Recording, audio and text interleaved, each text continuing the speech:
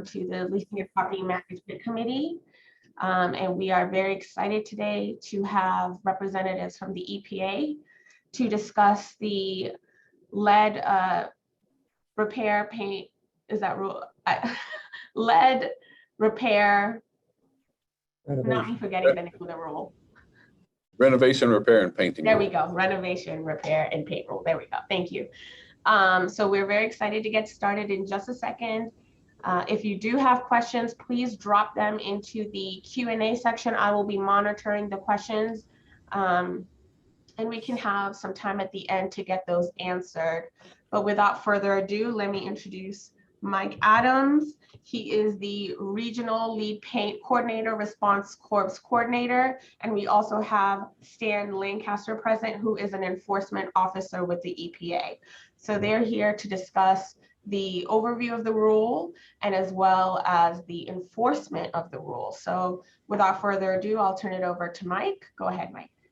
Thank you, Mon. I'm unable to share my screen. Can I share my presentation?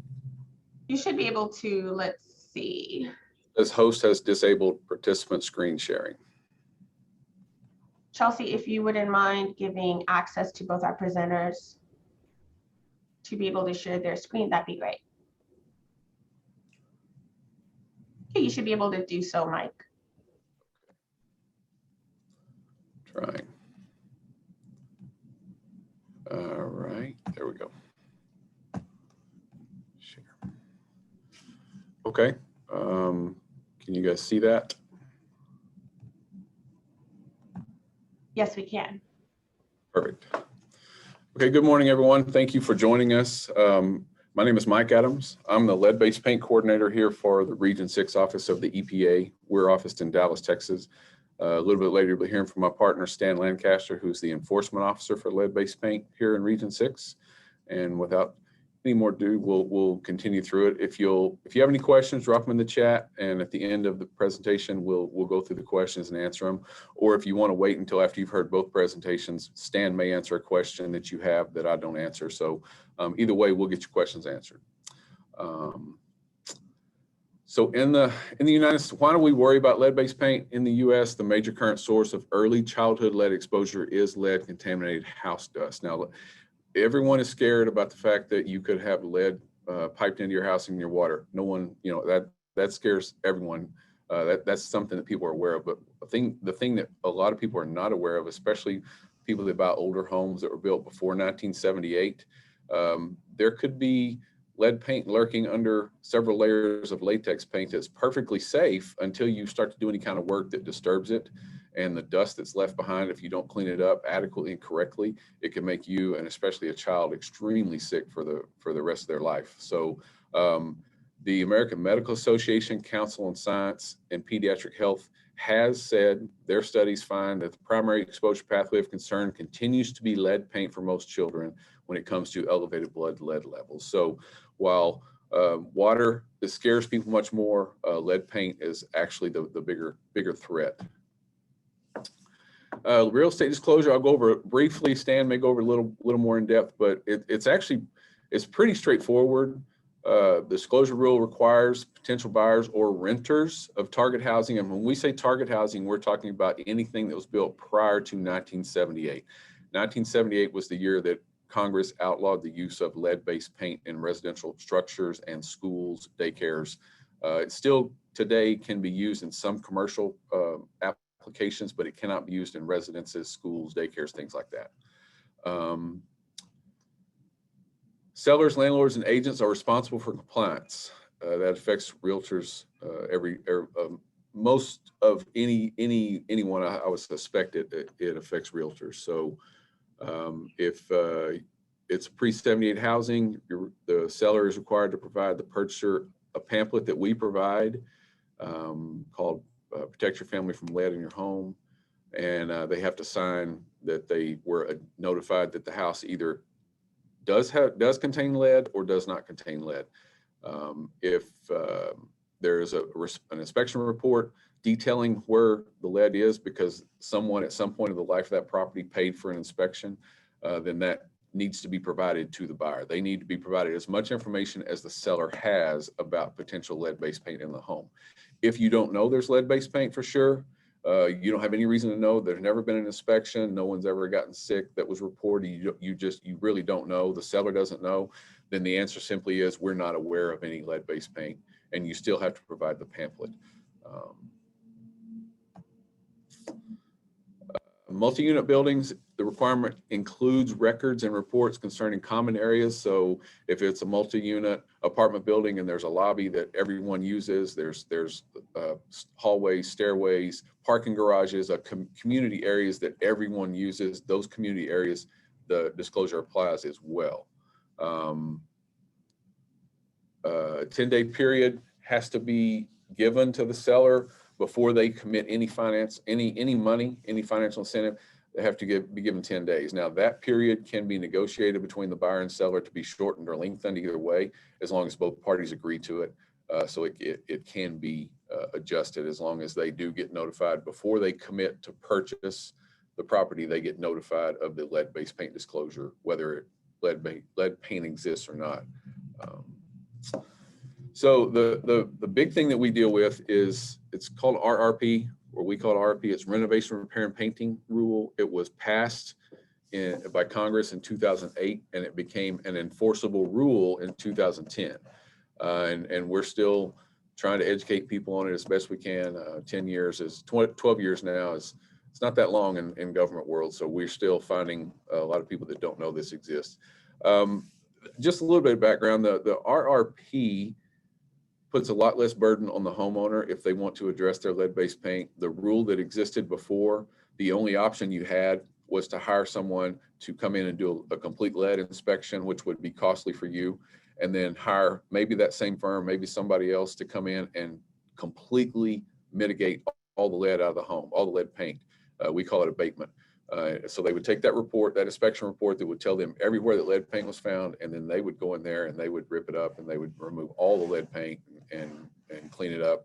And once they're done, you get a certificate declaring that the property is free of lead-based paint, and that's good for the life of the property. It's transferable to other owners. But that is very costly, as you can imagine. If you're an 1,800 square foot home and you've got lead paint throughout, and you're going to pay for an abatement, that could be upwards of $20,000, $30,000, $40,000, just depending on how extensive it is, how much it is, things like that. So lead abatement is something not a lot of people choose to do because it is so costly.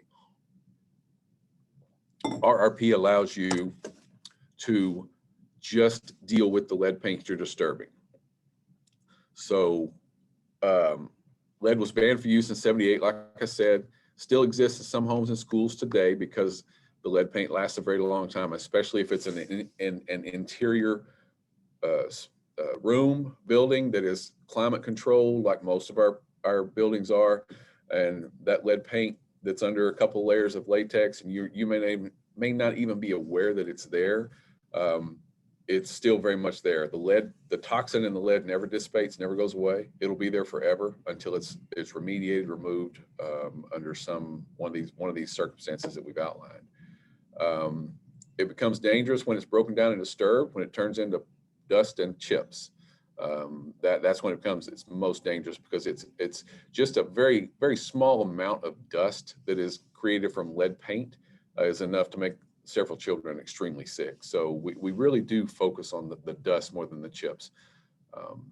Renovation work on surfaces containing lead paint creates dust, can be inhaled or ingested. So think about if you have a wooden floor and it's got the slats and you've got little crevices in it. We all love them. That's why they're beautiful. But if you do some work that disturbs the lead paint surface and you're not doing it correctly, the dust from the work you're doing will end up in those cracks and crevices. No matter how much you do a normal cleaning, it's more than likely going to stay in those cracks and crevices until a sticky little hand comes across it and then it goes in their mouth. That's one of the #1 ways that kids get elevated blood in the home, is coming across some lead dust that no one knew was there, and they stick it in their mouth and they're exposed.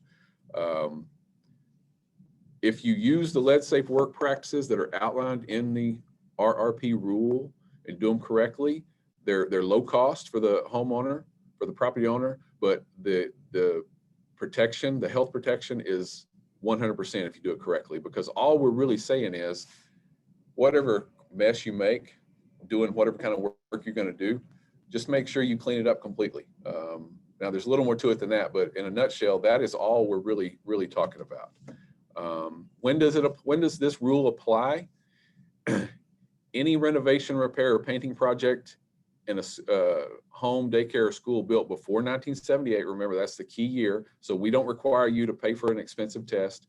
Just know that if it's before 78, you have to assume that lead-based paint exists. If there's going to be any work done that's going to disturb 6 square feet or more of interior painted surface, or 20 square feet or more of exterior painted surface, those are the 2 thresholds that kick the rule in. So if you're going to do something you're just going to drill a couple of pilot holes and hang something on the wall, and that's not going to disturb 6 square feet, then you don't have to do this. But if the second you cross that 6 square foot threshold on the interior, then the rule does apply and you become subject to the fines if you don't do it correctly. RRP does apply to a child occupied facility. I'm not going to read that whole thing to you, but there is a definition that can make a commercial building that is otherwise not, the rule is not applicable to. It can become applicable if it's a defined child occupied facility. And the best example that I've ever heard, years ago, there's a case, two boys had an elevated blood lead level. They could not find the source over months of trying. The health department was involved. No one could find the source. Turns out these 2 kids were going to their grandparents' flower shop after school every day. This flower shop was old. It had peeling, chipping paint. These kids were being exposed in this flower shop. They were there for 2 hours a day, every day. The amount of time they were there constituted that became a child occupied facility. So that's what we mean by child occupied facility. When does RRP not apply? The big one is if it's your primary residence. So my home that my wife and my family, we live in every single day. We're not renting it out. We're not renting a room to anybody. This is our home. We're not living in it to fix it up and sell it for a profit. We're not trying to flip it. We are simply living there. I can do anything I want. I can swing a hammer. I can drill holes. I can cut walls. I can do anything I want. The rule does not apply. Now, I would be smart to use the Lead Safe work practices on my own, but I don't have to hire a certified firm to do it if it's my primary residence.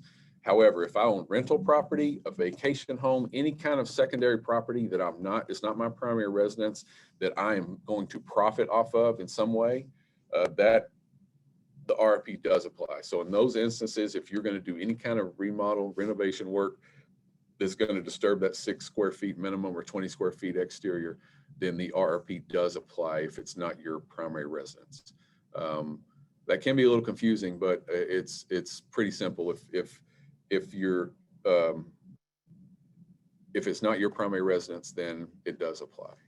There is no opt-out under RRP. For a time, there was consideration that they may insert one back around 2010, but they did not. There is no opt-out. No homeowner that has a rental property, a secondary property, they're hiring someone to do the work. That property owner doesn't have the right to say, I choose not to use these and move on. They have to follow the rule or they're subject to fines and penalties. Mike, I think we got a timely question that might make sense if it's answered now. So we have a question from Oscar saying, is it 6 square feet total or per room in terms of the disturbance that would trigger the rule? It is 6 square feet total is what kicks it off. Now, if you have a multi-room facility and you're disturbing 1 square feet in each room, that's going to get to 6 square feet pretty quick. I will say, my good buddy Stan, the enforcement officer, they do have some flexibility when they go out to do an inspection. They're going to talk to you. Like, they're not just going to come out there and try to find fault immediately. They're going to talk to you. They're going to have a conversation with you, and every circumstance could be handled differently. So the 6 square feet, if I did have a call one time where someone was just literally drilling a hole in each apartment to hang a new thermostat, and that did not constitute the 6 square feet, but they were worried because it was several units and they were worried that it would cover the 6 square feet. So in that case, my advice, and I'm not the enforcement guy, but my advice would be, if there's any doubt, use the rule. Not only does it protect you from the penalties and fines, but the public health aspect is huge in this, and it protects the public health of anyone that's going to come in contact with that after you do it, especially if it's rental property. Stan can probably talk a little bit more about the square footage thing when we get to him. So if you hire a certified, lead safe certified firm, they have to have one person on staff that has been to our training, and they are called a certified renovator.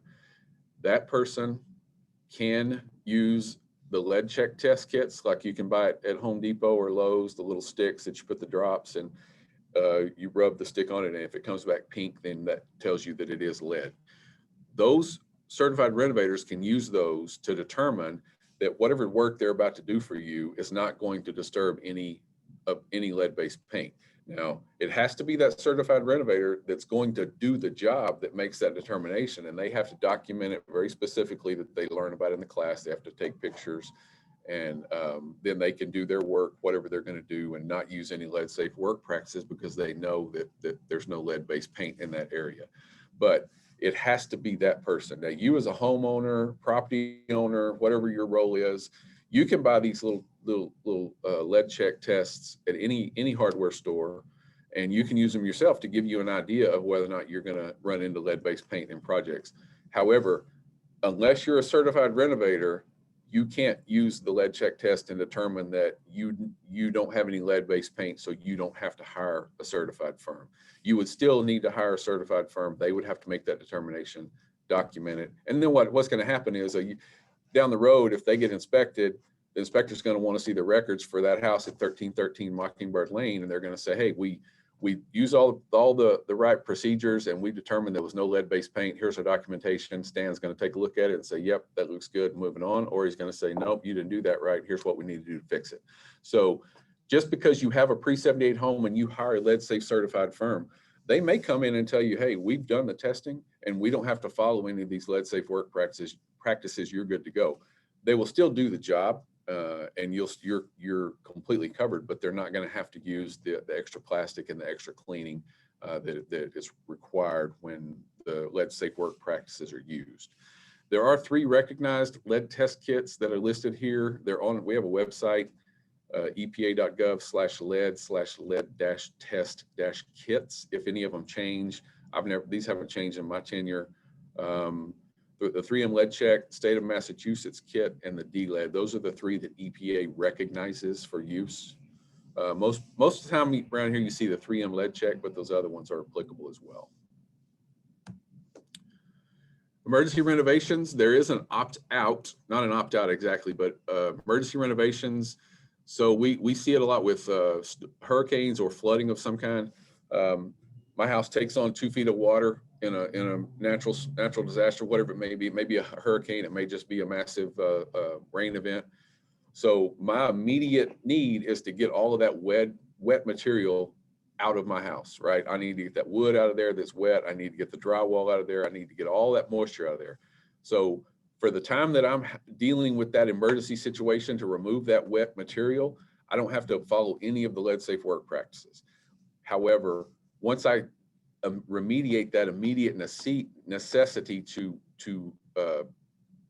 get the wet material out of the area, make the area safe for whatever the emergency is, make the area safe for me to enter again.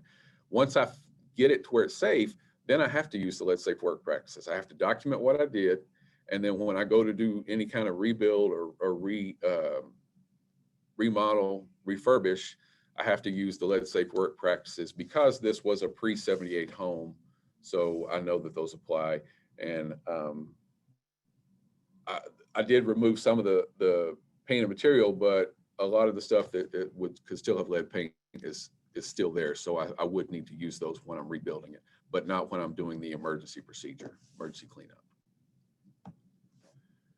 So the big thing, property manager, what brought me to you guys, property managers. On March 21st, the agency withdrew 2 of the FAQs that are talking about property managers' requirements. This is not, the rule was not changed. It's just the interpretation was changed by headquarters, by Washington. So as of March 21st, a property manager, if they're doing anything beyond administrative tasks, if they're in charge of hiring people to do the maintenance, if they're in charge of doing the maintenance themselves, repairing leaks, whatever it may be, if they're doing the maintenance or hiring the maintenance, then they will need to hire, I'm sorry, I'm losing my battery. Then they will have to be a certified firm themselves.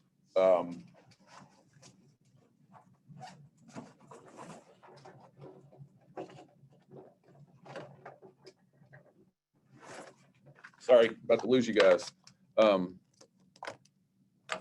So property managers that just do administrative stuff, if you manage someone's property, rental property, and all you're doing is advertising for renters, you're collecting rent, you're only doing the administrative stuff, then you don't have to be a certified firm.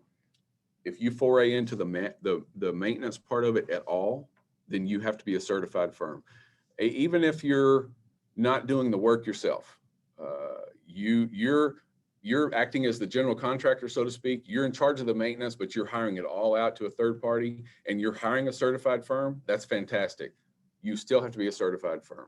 This RRP rule, the way it was written, everyone that touches it has to be certified. So even on a massive job, a remodel of a building that was built in 1920 apartment building, there's a general contractor that is never going to get dirty, never leaves his or her office, never swings a hammer. They still have to be certified because they're part of the process. They have to make sure that everyone's doing it correctly. I say that to say the same thing is transitioned now to property managers. Property managers that have anything to do with the maintenance of the property, they are required to be certified because you have to maintain records. You have to make sure that the people you're hiring are actually following the procedures the way they're supposed to. So that is a change. And we can talk more about this if you have more questions, because it can be fairly confusing. Again, we recognize that all property management companies have varying levels of involvement. So some people may not need to be certified. Again, if you're only administrative, but if you cross the line at all into maintenance, even just hiring out that maintenance, and it is a pre-78 property, then you will have to be certified. Penalties, I'm not sure that these numbers are right. Stan may have some updated numbers. EPA can suspend, revoke, or modify your certification if a firm is found to be in non-compliance. So if someone has done everything they were supposed to become certified, but they're out there and they're telling people, hey, yeah, we're certified, but we're not going to follow any of these procedures because we don't agree with them. Well, then they'll be revoked and that's suspended. There's big trouble for that. Non-compliant contractors or property managers may be liable for civil penalties up to $41,056 for each violation. And I will point out, one particular inspection could result in multiple violations, and those violations can be multiplied over a number of days. So say you have a job that's a 6 days to complete. You don't use any of the lead safe work practices that you're supposed to while you're doing the job. Stan could find that you had 7 violations per day for 6 days, and multiply 7 times 6, 42 times $41,056. Has EPA ever levied that kind of fine? Not to my knowledge, but it doesn't mean that they won't. But that is definitely the high end. Most of the time, that is not our goal. We're not trying to get you in trouble. We're not trying to cost you your livelihood. If most of the time, if we find out that you're making an honest mistake, we're just going to try to help you do it correctly until you don't make that mistake again. If you knowingly or willfully violate this regulation, you can be subject to not only monetary fines, but imprisonment. It can happen. Now, that would be a pretty extreme case, but there are those folks out there that know the regulation, know the requirement, know the law, and just thumb their nose at it and don't do it, and end up harming other people that don't know better, children especially. You could end up imprisoned and monetary fines as well. So if you want to report violations of this regulation, you can call this 800 number, tell them you want to report a violation, and they'll walk you through it, help you. The best way to report a violation is on our website. This website I have on the screen will get you there. The easiest way to do it is go to epa.gov/lead, LEAD. Scroll to the bottom of that page, and there's a little badge icon. You click on that badge, and you can report any environmental violation that you've seen that you would like to report. Any reports can be anonymous if you choose. It's completely up to you. If you do leave contact information, then the inspector may contact you with further questions. But if you don't leave contact information because you want it to be anonymous, that doesn't make your violation report any less applicable than any other. Dealing with people that rent, a lot of our phone calls are from renters that get into a place and then find out that they're surrounded by lead-based paint debris and their child's getting sick. Most of the time, they don't want their landlord to know they're the one that called, and we completely understand that. So if someone calls and reports a violation, or even just ask questions, but you want to remain anonymous, you're 100% anonymous. We don't try to find out who you are. We don't do a reverse lookup or anything like that. We completely understand this can be very sensitive with people's homes, and we do not want to make anyone that's already having a problem with their landlord, we don't want to make that situation worse. How do you comply? If you see this logo, Lead Safe certified firm, that means that exactly that firm, if they're advertising as a Lead Safe certified firm with this logo, then they are Lead Safe certified. Using this logo without being certified, that in itself can be a $41,000 violation. So the logo is only authorized to be used by certified firms. And in fact, it will have a number. The middle part where it says EPA in blue, a real one, right under EPA will have a number, and that's the certification number that goes with that firm. And you can look that up. You can give me a call. I can look it up, tell you, yes, they're certified. They've been certified since 2012 or whatever it is.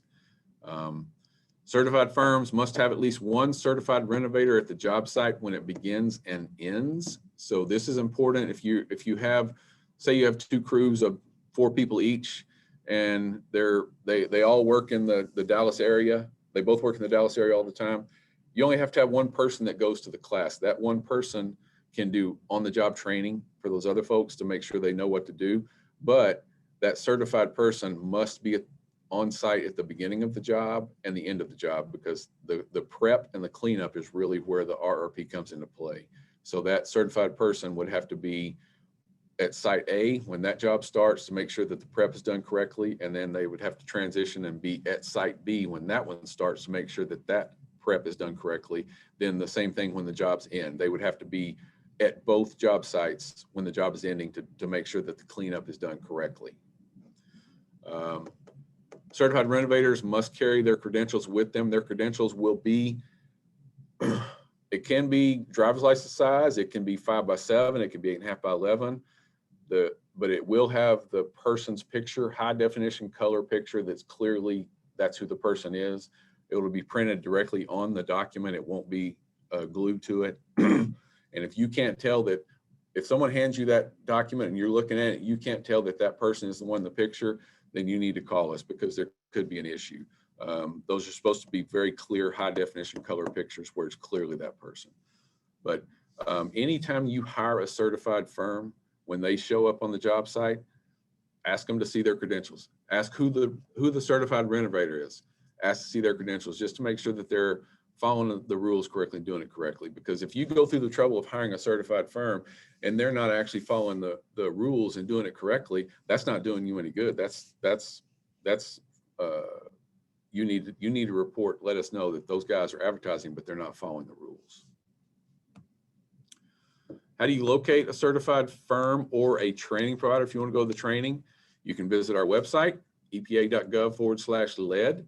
You can find a renovation firm in your area. You can find an accredited training provider in your area, or you can call this phone number that rings here in our Region 6 office, and we will be happy to assist you, help you locate certified firms if you're looking for someone to do some work for you, help you locate training providers or classes if you're looking for that. And just answer general questions about lead. Any questions that you have about lead, you give us a call, we will answer. And I'm sorry, I don't know if you can see that. We'll answer your questions. If you're calling us, the 214-665-7577, we're the program side, outreach, education. We'll answer your questions all day long, help you understand what you need to do.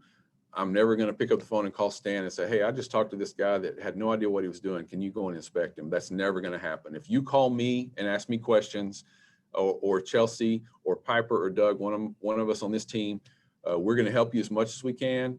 And it's not going to result in a follow-up inspection or anything like that. Again, our goal is to make sure that no one gets in trouble for not doing this correctly or makes anyone sick, especially children is what we're focused on. So I hope I didn't go through that too quickly. If there are any questions that you would like to ask now, we have a couple minutes. I think it might be a better idea to just go into Stan's presentation. I think a lot of these questions will be answered by Stan, and if not, we'll have the portion at the end to answer questions. Thank you, Mike.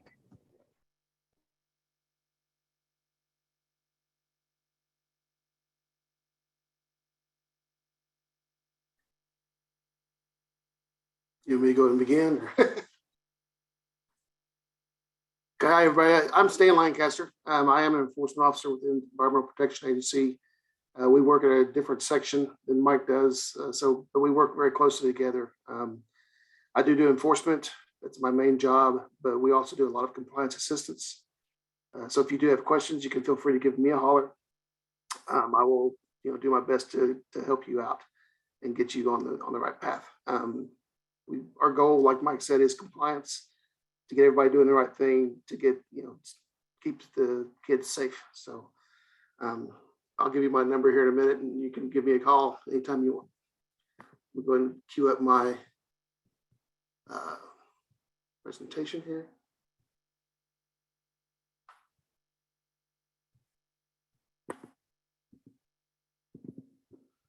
Okay, can everybody see that? Yes, we can.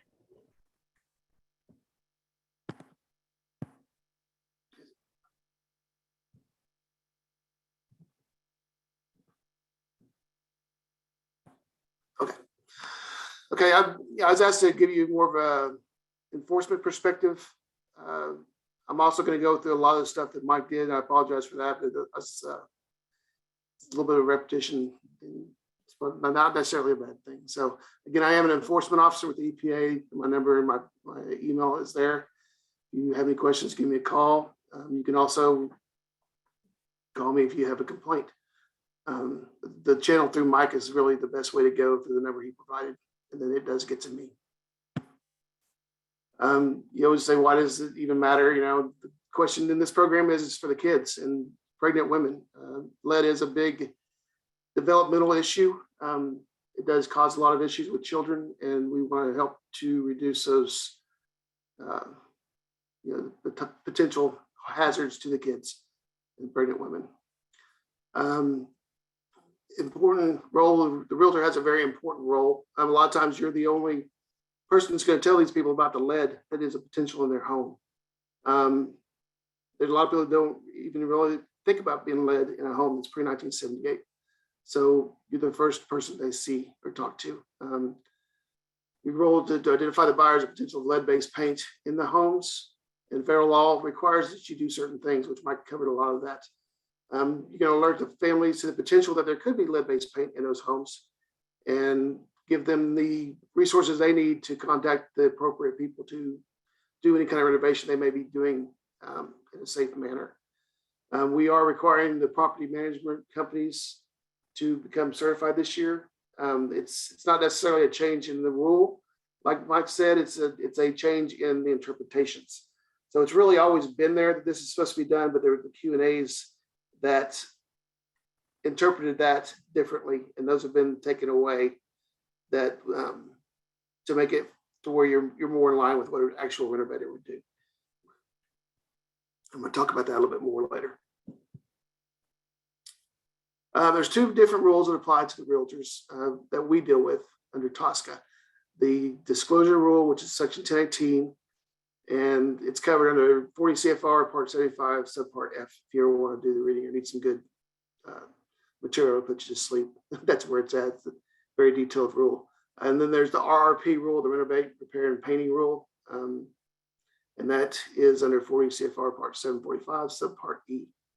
And that is the actual renovation portion of things, gives the renovators requirements that they have to do to maintain a safe workplace. Under the disclosure rule, which is section 1018, the people who have to comply with that are the sellers, the buyers, leasers, and the agents. That's who it affects. And this is also, again, it's pre-1978 homes. So if you have a pre-1978 home, unless for some reason that has been certified by a certified realtor, then the 1018 applies to that home, and those rules must be followed. The requirements are the pamphlet, which you really can't see very well with the screen here, but that blue pamphlet is what they're handing out. And that can be given out digitally or by paper. There is, if you go to epa.gov/lead, then there is a copy of this pamphlet. It's in multiple languages. You can get it in Arabic, Spanish, all kinds of different languages to hand out to people. And you can just print it out on the computer and give it to them. It doesn't have to be a formal pamphlet.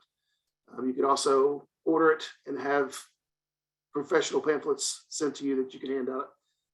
The disclosure of any lead has to be given at the time of sale or lease, and it could be just the disclosure that you don't know that there's any lead, like Mike said. And if there's any reports, you do know there's lead, there's been reports done, there's been a certified risk assessor that's provided information on lead. Those reports are also to be made available to the purchaser or the leaser.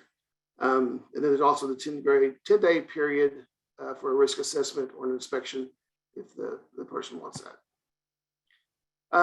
There's the requirements for notification. This is a copy, you can't really see it, but it's the addendum that shows that the warning statement has been given, the disclosure has been given, either the knowledge or lack of knowledge of lead-based paint. And this is something that's usually attached to the leases. And I think most of the realtors that I've come in contact with know this, and they're providing this. It's actually an integral part of their process to get paid. So I think most people know that at this point. The exemptions to the disclosure rule, if it's a foreclosure, it's exempt. If it's already been found to be lead-based free and there's a report that, certified report that states that. If it's short-term lease of 100 days or less, it doesn't have any possibility for renewal. If it's a renewal that's already had the disclosure information met, which, whoops, I'm sorry, I'll pass that up. If it were me, I'd probably go ahead and just keep all my leases the same. But the other one is a 0-bedroom dwelling, or if it's to an elderly person or just with disabilities and there's no children under the age of 6, it's going to be residing at that property.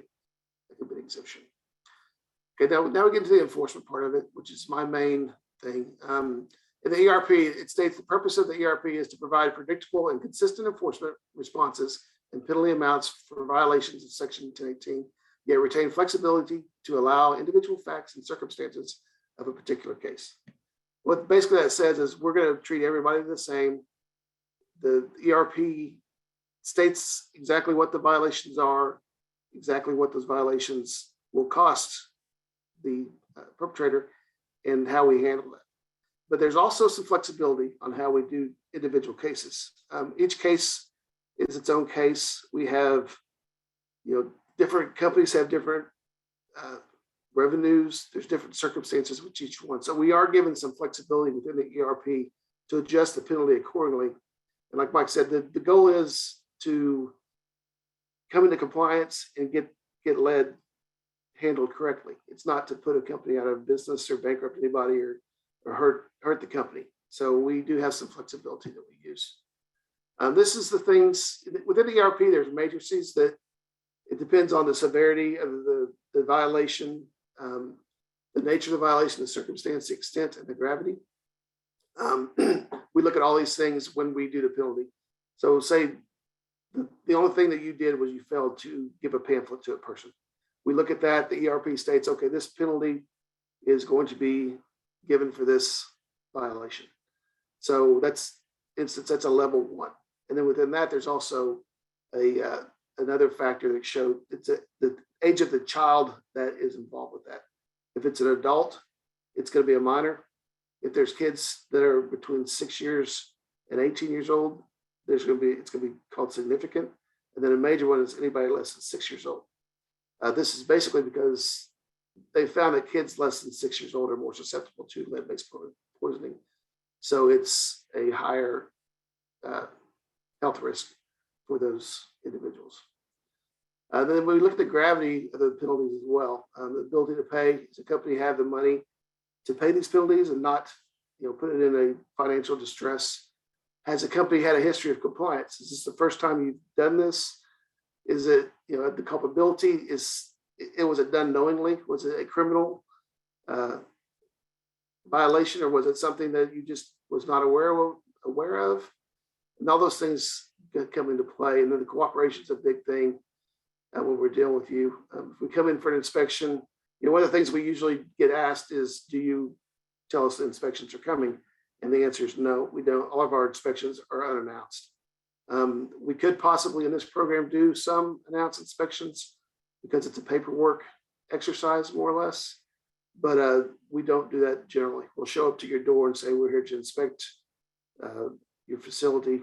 And then we look at your records at that point. And, the failure to let us do that can also be a violation in and of itself. So, if we do show up, please treat us with respect. Let us come in the door and talk to you, and things will go a lot better than if you don't. And I've had cases where they have not let me in, and I was back at their facility within a day, and we went through this inspection, but the cooperation aspect had pretty much been ruined at that point. So just, work with us and we'll work with you, basically, is what it comes down to.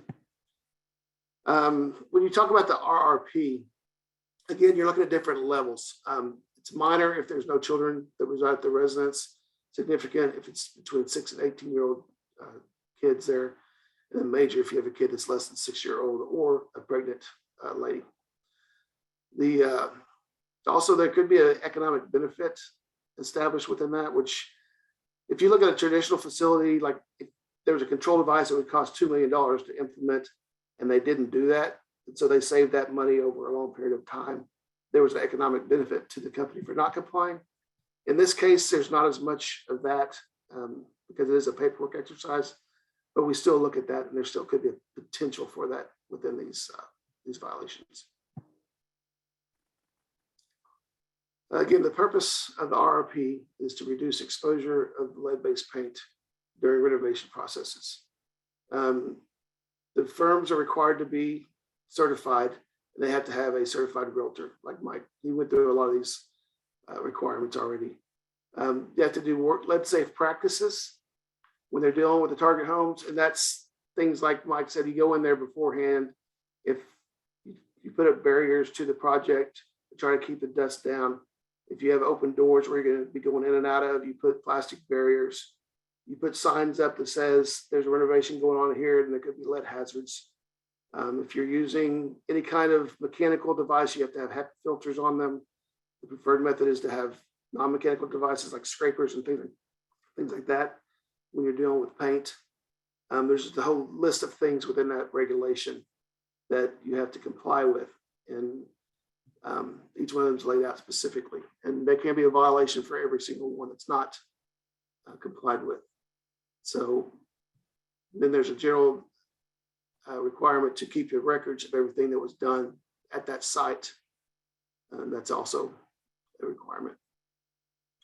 Again, when you talk about the enforcement aspect of the RRP, the factors come into that: gravity, the violations, ages of the occupants that are there during the renovation. We also have guidance and compliance assistance to ensure the compliance of the enforcement program. And people are always like, they don't like the enforcement aspect of it, but unless you have an enforcement aspect, you're not going to have compliance. So it's an important aspect, but we try to be gentle with the regulated community, as you could say. I try to work with people and try to get the matter handled, get them back into compliance, and both of us move down the road as soon as possible. Again, this is the policy change that happened on March 21st, 2022. EPA withdrew 2 frequently asked questions from the frequently asked question document, and that took out it basically made the PMCs, the property management companies, have to act as a renovator, which means they have to be certified in order to do renovations on properties that they manage. Another thing that Mike talked about was when you were hiring a company, you have to be certified to do that. But also, even if you have a person that does your maintenance for you, and that person is compensated on some level, whether it's a salary or if it's a person that lives there rent free, that's compensation. So that would put you into the RRP. So that needs to be, it's a for compensation rule part of it. Excuse me. So any PMCs that take part in renovations prior to pre-78 homes, they have to have the certification. And again, it's the disturbance of 6 square feet of interior space or 20 square feet of exterior space. And it doesn't take very much to get 6 square feet. If you replace a window, you're there. So pretty much any renovations that's being done, the chances are you're going to be subject to the RRP if you do follow those guidelines. And then the PMCs will need to be EPA certified under the RRP. And Mike could give you a link on how to do that. There's a little bit of statutory background. The Toxic Substance Control Act, which is TSCA, was put out in 1976. And then there's a bunch of findings that came out in 1992 talking about the hazards of lead. And it kind of was a predecessor to all the things that led to the development of these rules. Lead is a pollutant that EPA deals with a lot. We deal with it, the Toxic Substance Control Act, or TSCA. It's under the Clean Water Act, the Clean Air Act, the Safe Drinking Water Act, the Rrp Resource Conservation Act, and a lot of different areas within EPA, but we deal with the TSCA aspect of it. The lead-based renovation repair and painting program is the RRP, which is one of the major things that we deal with in the Section 218. And then here's some more of the background stuff that you can look at if you want to. There's federal notices that were filed and all the things leading up to this documentation. Mike did talk about the penalty. The penalty, like I said, is a matrix. It varies depending on the severity of the penalty. If it's a level 1 and it's a person under the age of 6 present in that house, that would be a maximum penalty, which originally when it came out, it was like $32,500. But there's an inflation rules that happen every 4 years, I think it is, that adjust the penalties based on inflation.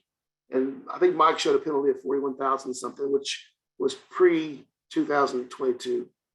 There's been a new inflation rule come out. Now the maximum penalty is 43,611. And it can go all the way from that as being your major penalty down to a couple $100, I think it is, for a minor penalty. And it just depends on what the violation is and how it affects human health. So if you have any more questions with that, you can ask that in a minute. But that's basically what you're looking at. And, Mike discussed also the per violation per day.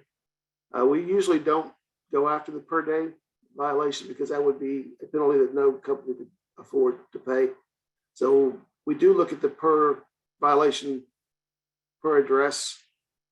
And if you have a fair property management company and you manage 100 properties and they all have 2 or 3 violations, that can get pretty expensive as well. And so it's going to be an initial penalty that's fairly high. And we do, like I said, we have adjustments and things that can be made, but it's a fairly easy regulation to comply with. And it's worth your while to go ahead and do that before you see me at your doorstep. There's some more of the technical corrections and things that were brought out as well. I just listed those so you can see that there's a lot of things that went into developing this rule and rolling it out. Again, our goal is compliance to reduce the risk of the children and pregnant mothers. We do that a lot through education, which is Mike's role. He educates the public. They're always going out and trying to educate different groups on how to comply with this rule. So when we do show up for enforcement, they're in compliance and we don't have any issues. The regulated community is another thing, like looking at you guys and trying to do some webinars and getting education out there and trying to nip it before it becomes a problem. And then we reduce the exposure to lead contamination by outreach, education, and enforcement. That's the main avenues we use. We don't have a whole lot of time, but this is some different documents that we use. We have the enforcement response policies for each one of our regulations. There's one for the 1018, there's a separate one for the RRP. Those are available if you want to go in there and look at those and see what each violation would cost you. You have to go through and figure out the severity and that kind of thing. It's not a hard thing to do, but it's kind of tedious at sometimes. But we're more than welcome to talk to you more about that. And then there's the difference, supplemental environmental projects. There's also something that if you do find yourself in an enforcement case, you can do projects to help the community versus paying a penalty to the federal government treasury. Those were off the table for a long time from the previous administrations. I believe they're coming back, and so hopefully that's something we can do soon. And I just have a few pictures I was going to show you. This is an older building in New Orleans. It's an old school. You can see the guy is wearing protective equipment. He's got a respirator on. He's using a scraper like he's supposed to. So it looks like he's doing a pretty good job. But then you look at the ground, and then there's no sheeting on the ground. It's required that the ground be covered, and this is something that's not being done properly at this site.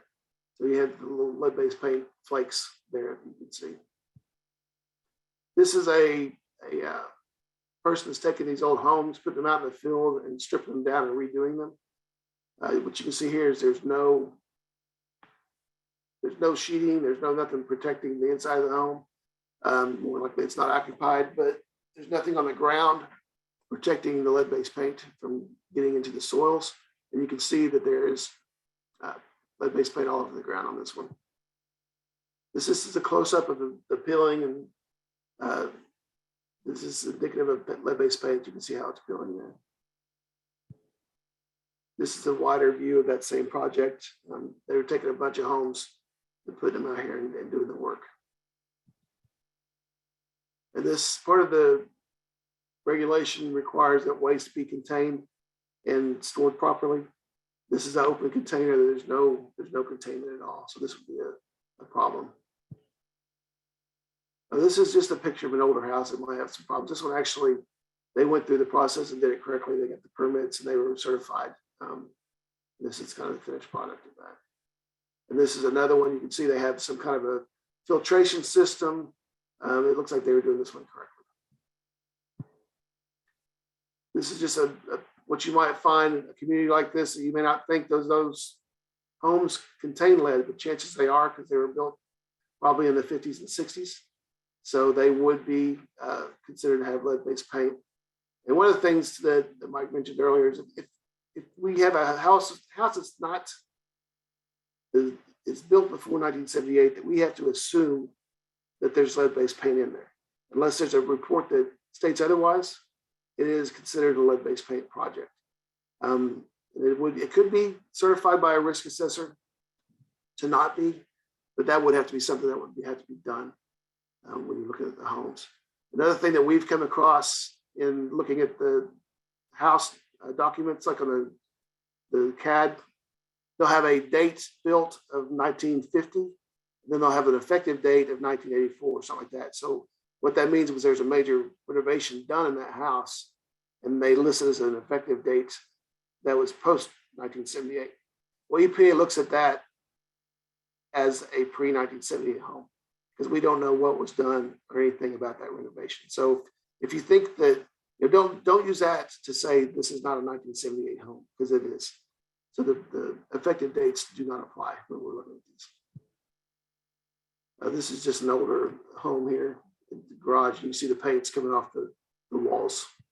And if you look closer underneath in the grass, you have chip paint here. So, unless they're doing a renovation, this is not necessarily a problem. If I was living here and I had a child, I would definitely want to clean that up. This is just a close up of the paint again. You can see there's multiple layers of paint on this home. Mike talked about the kits. This is one of the kits. It's a stick. It's got basically a wicking material that goes through it and brings the fluid up to the top of it. There's two different pieces of glass in there that you break. It mixes the chemicals, and then it gets wet, and you apply it to the paint. And the thing is, if it's red, it's lead. Sorry, I don't have a drink. So you see here where it's been red, it's been tested there, and then they put it up here. So there is lead present in that thing. Here's just a closer up view of it. Another one, this one looks more pink, but it's definitely there was lead in that paint. This is an older home that I looked at in Louisiana. The person did not do any disturbing. They just painted over the lead, which is fine. But, that's still going to be lead-based paint there. And if it ever has another thing done to it, it's going to have to be done by a certified renovator. There's the front door. You can see lead-based paint kind of has the indicative alligator crackling on it. This is another New Orleans home. This home was being refurbished, and you can't see it here, but they have plastic sheeting on the other side. It's protecting everything and keeping everything contained. Everything was done correctly at this home. This home had already been done, and we couldn't determine if it was done correctly or not. But it was definitely a pre-1978 home that had been worked on, and you can see how close the homes are together. So you have to protect your neighbors when you're doing that. That basically ends my presentation. I think we can open it up to questions now for either Mike or me. We do have, my name is there again, and we do have another enforcement officer that does this stuff. Her name is Angela Hayes, and she's also available if you can't get a hold of me, and that's her contact information. So thank you very much. Stan. Let's just jump into the questions we've received. So Mike already answered the question about 6 feet total or per room, but we received another question about kind of the time frame that those repairs happen in. So is there a limit if it's done in 1 week, if repairs are continuously happening over a week, over a month? How do you look at that? As long as the repairs are actively going on, it's an active project, because unless it's opened correctly and then it's done correctly and then there's been closure, and part of the closure is certifying it's clean, then that would end the project. So if you're not certifying as a clean ended project, then it's still an ongoing project. Gotcha. So here is a myth or not a myth. Is it true that once a person paints over the old paint, the danger is no longer valid? Yeah, so painting over lead paint is safe. It does help you from disturbing it inadvertently or flaking it off, but it does not make the lead inert. Painting over it is still going to be there. As Stan said a number of times. He showed a good example. That one, they painted over the house with latex, and that's fantastic. That's the right thing to do. It's going to protect you from accidentally scraping it or whatever. But if you do scrape it deep enough, you're still disturbing lead paint. If you're doing any kind of work, you're still disturbing that lead paint that could be 6-7 layers underneath a bunch of latex. So it does not make it safe. No, it makes it safer, but it doesn't eliminate the need. Great. So we received a question, what if there are no certified vendors in our marketplace? By vendor, are you asking about a training provider? Yes, or a certified renovator. So I would be surprised if there's not a certified renovator. I'm not saying that doesn't happen, but I don't know of any areas. Now there could be some smaller rural areas in the metro, in the region that this could be an issue, but in the metroplex, you're not going to have that issue at all. And bigger areas. Now for a training provider, we do have areas of our region that we don't have any brick and mortar training providers, but we have traveling trainers that travel around the country from all 50 states and do training. So they do come through periodically. So even out in Lubbock and Amarillo, where we don't have any permanent training providers, getting a class out there is not as big of a problem as it once was. You may have to wait a month, but a traveling trainer will come through. Gotcha. And this is kind of a follow-up. So in these areas where, in more rural areas where you don't have as many certified renovators, what about price gouging? Is there any, relief for property managers and landlords where, that there's sort of a monopoly? There's nothing we can do. It's an open market. Just like we don't actually do the training of individuals. We certify training providers and they get to set their own price. We don't even tell them what they can charge. If you're being gouged, give me a call, let us know. We'll see if we can't negotiate and try to help you out, but there's nothing we can do about that. I have not gotten any reports about that, and the NARI, the National Association of Remodelers, a couple of years ago, they had a pretty good presentation, and they indicated an RRP job, doing it correctly, adds 3 to 6% to the cost. So we do acknowledge that it's going to cost you a little more, but what you get, the protection you get for your family or residents is paramount. So it's not that big a deal. There are some contractors that will try to tell you this is going to increase your job by 50%. And if they're telling you that, then walk away from them. They don't know what they're talking about. They just don't want to do it. So they want to scare you into not doing it. So we have a question here. What is the actual difference between the certification that a property management company must have and the actual certified renovator? What's the difference between the two? So there is no difference. It's the same certification. The way this regulation is written, and again, remember, Stan and I are just telling you what the rules are. We didn't write them. If you're going to become a certified firm, first, you have to have either yourself or one person that's on your staff. You can't hire a subcontractor occasionally. It has to be someone that's on your staff all the time. Either you or one person has to go to the class and become a certified renovator. That's an 8-hour class. It's hands-on. It's classroom and hands-on. Teaches you how what the lead safe work practices are and how to do that. That's the certification. So if what we're saying is, of March 21st, when the FAQs were changed, at that point, property managers that do anything at all with the maintenance of the property, they have to be certified just like a contractor. It's the same exact certification. Gotcha. And one thing too that I don't think we talked about yet is that the certified renovator does not have to be there every day, every hour of the project. He has to be there in the beginning and the end, like Mike said, but he can float around to different projects within the middle of it. So yeah, that gives you a little bit of leeway on that too. So it's not necessarily that they're there the entire time. Every time a machine's running, every time something's being scraped, they don't need to be there. So just to clarify, Mike, if the property management firm is subcontracting all the work out, they don't actually handle the maintenance, though they may schedule it, they would be required to have a certified renovator on staff. Is that correct? Yes.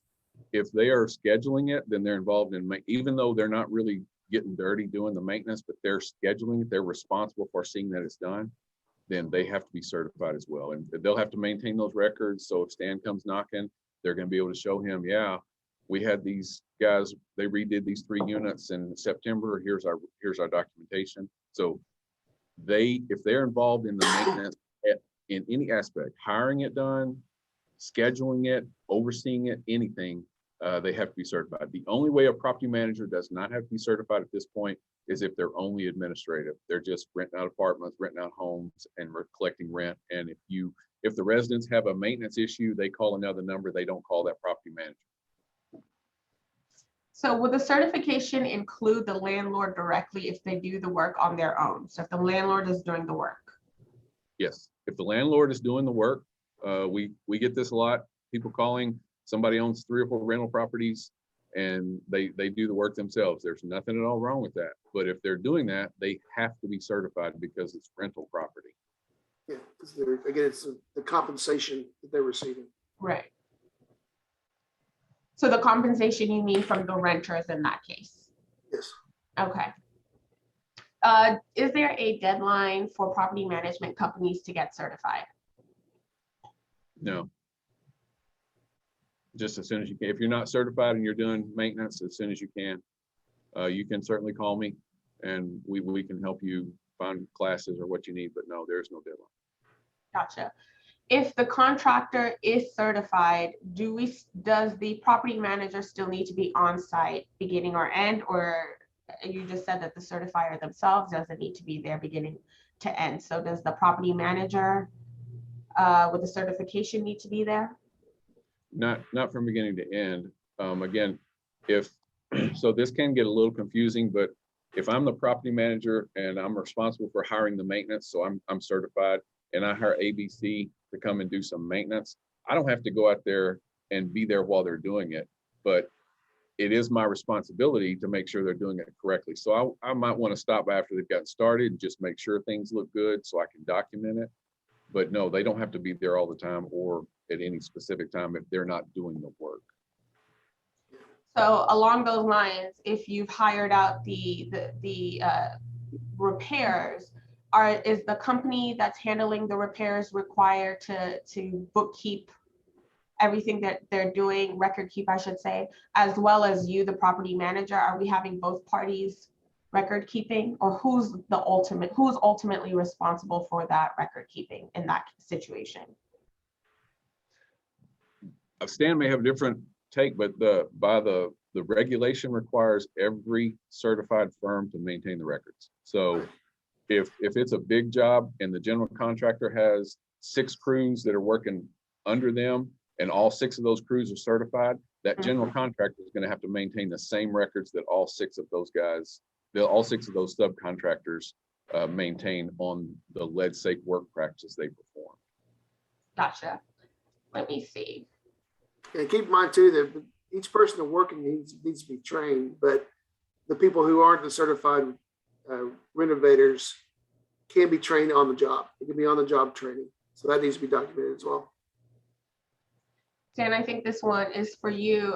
When you were mentioning disclosure, we have a question about what if the current landlord owner has no knowledge of prior renovations, repairs, or the potential that the property has lead paint? Well, if you look at the standard disclosure, it says that I do have knowledge or there is no knowledge of that, any kind of knowledge of lead. So if you do have the knowledge, you click that and then you provide whatever documents you do have. And if you don't have knowledge of that, then you can just say, I don't know. Great. Is there a disclosure requirement triggered by the sale of a commercial property older than 1978? Unless the commercial property is a child, like a daycare or a child occupied facility, I don't believe so. Right. Our rules don't apply to most commercial properties. There are a few exceptions, like Stan just said, but mostly our rules don't apply to commercial property. So in the case where a landlord has a property manager, but does some repairs on the properties themselves, as well as that property manager handling maintenance on other properties, would they both need to be certified? I'm gonna guess the answer is yes. Anyone that's doing the work, responsible for the maintenance. So if that landlord hires someone to do it, but then they do some themselves, yes, they would both need to be certified. Yeah, it's again, it comes back to the whole, you got to look at the compensation thing. The landlord's, making money on the property, so they have to be certified to do it. And just as to elaborate on what Stan just said about the compensation, Habitat for Humanity, they don't get paid. So people that are working for Habitat for Humanity or a church group that's helping old people weatherize their homes, there's no compensation. They don't have to be certified. Now, we recommend that the organization be certified and make sure that things are done correctly, but those volunteers don't have to be. They can do anything they want to. Right. How often do you see a house passing a test to be certified as not having any lead paint hazards? How often does that happen in your experience? We don't see that. We don't test homes. We certify the people that do. So I really don't have any thumb to give you a good idea on that. I personally have not seen anything that has been certified as lead free. I'm sure there's some out there, but typically it's more of a hassle to do that than it is to just follow the rules and do it as if it was a lead-based paint. This is a bit of a technical question. I don't know if you know the answer, but can a 1099 contractor who works for a certified property management company, can they be the certified renovator, or do they have to be an employee of that firm? Does that matter whether they are an independent contractor or an employee? They have to be an employee to be the certified renovator. Now, if they're just hired on an as needed basis and they're not depending on them to be the certified renovator, then no, they don't have to be. But if they're going to use that person as their certified renovator, they have to be on staff. They can't be a contractor. Got it. Okay, I think we've answered most of these questions. We're getting some repeats. Well, I do see one that I'd like to answer if you don't mind. Go ahead, please. standards that the state of Texas has that would be more strict than what EPA has in place? Yes, there are actually. There's two lead-based paint rules that EPA is responsible for. One we refer to as lead abatement. The state of Texas applied for and was granted authority to run that program on our behalf. So the state of Texas does have a more stringent lead rule that deals with the lead abatement, where we were talking about when you can hire a firm that will come in and inspect your home, do a risk assessment, find out everywhere it exists, and then remove it all. All of that falls under the Texas State Department of Health Services jurisdiction of lead abatement. Right. So we just got a request for you to repeat the answer on the 1099 contractor versus an employee. So if you wouldn't mind repeating that for the audience. So the certified renovator has to be an employee of the company. If you're hiring contractors as part of your crew and you're not going to rely on them to be your certified renovator, if Stan comes to inspect, you can hire them and that's fine. But if you cannot hire a contractor on an as needed basis and say, this is my certified renovator. That certified renovator has to be an employee of the company. They have to get a paycheck from the company. They have to be on the rolls. They have to be there permanently. They have to have stake in the game. You can't, what the rule says, it won't allow you to just go hire a contractor that's certified whenever you need one. You have to have somebody all the time that's there that can answer questions, that knows what you're doing is correct. That, like, does that answer it a little better? Yes, it does. Thank you. A question about kind of the process of becoming certified. As a property manager, in order to get certified, do we just have to do the initial course? It is just one course. It's one 8-hour course to become a certified renovator, but every lead safe certified firm has to have one renovator. So in the case of a small business, and we run into this a lot with, it's a lot of contractors are a 2-man operation or 1-man operation. That one guy that owns the company and he's the only permanent employee, that one person, he or she has to go to the training to become the certified renovator, and then they have to certify their firm with EPA as a certified firm. So if you're a small business, it can be a 2-step process for you yourself. Is that, I can certainly follow up with that if you need me to. I think that's great. If we have another question on that, please drop it in the chat. I'm a property manager, but the contractors I use are not employees of mine. They get hired as we need them. Who needs to be certified? Both property managers and the contractor. So I think, again, you just answered that, Mike, that both in that case would need to be certified. And to follow up on a question that I just typed an answer to, both would also be required to keep records. Is that correct? Yes, that one. So a property manager, if a property manager if the property manager is certified, let's get that out of the way. Say it's a property manager that is lead safe certified firm. They know what they're doing, but they hire contractors to do some of the work that they don't do themselves. They should hire a contractor that's certified. No, they would have to. I'm sorry. I was about to give them out, but no, they would have to hire a certified contractor. It wouldn't transfer. So yes, you would have to hire a certified contractor to do any work that you're not going to do yourself. I think those are the questions that I've received. We had a couple repeats. And the last question is, will y'all be able to share your slides? I can. I don't know. Some of the enforcement stuff is sensitive. I don't know if Stan can, but I can share mine. Yeah, it's as a policy, we don't. Okay, no problem at all. Then we will share Mike's slides as well as the recording.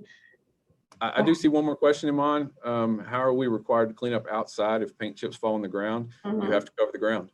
You have to cover the ground.